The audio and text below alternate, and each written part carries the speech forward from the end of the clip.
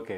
Number 2 ముఖ్యంగా ఈ 2024 సంవత్సరంలో ఇంకా బాగా గుర్తుపెట్టుకోవాల్సింది చంద్రబాబు నాయుడు గారు అనే వ్యక్తి ఆంధ్రప్రదేశ్కి ఎంతో చేసిన వ్యక్తి. అవును. వాళ్ళు తెలంగాణ ఈ స్టేజ్లో వచ్చిందన్న వాళ్ళు ఆంధ్రప్రదేశ్ జీరో నుంచి మొదలెట్టాల్సి వచ్చింది. క్యాపిటల్ కూడా లేదు కదా. అలాంటి చేసి 5 సంవత్సరాల్లో బాగా చేశాడు అనుకునేదాన్ని నెక్స్ట్ ఎలక్షన్లో గెలవకుండా వేరే పార్టీ రావటం, వేరే వ్యక్తి ముఖ్యమంత్రి అవటం జరిగింది.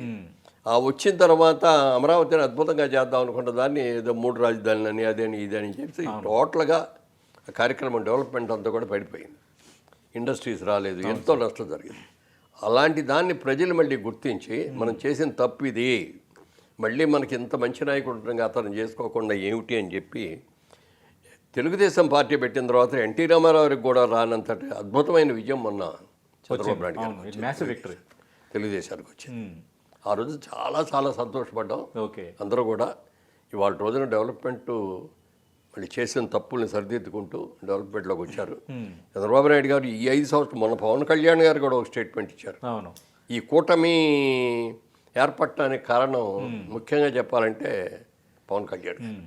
ఆయన్ని జైల్లో పెట్టి అక్రమంగా అన్యాయంగా జైల్లో పెడితే జైల్లో పలకరించడానికి వెళ్ళి అక్కడ ప్రపోజల్ పెట్టాడు ఆయన. మీరన్న టర్నింగ్ పాయింట్ అది. Turning point. ఎందుకంటే ప్రజా వ్యతిరేకం ఉన్నటువంటి ఓటు చీల్చుకోకూడదు.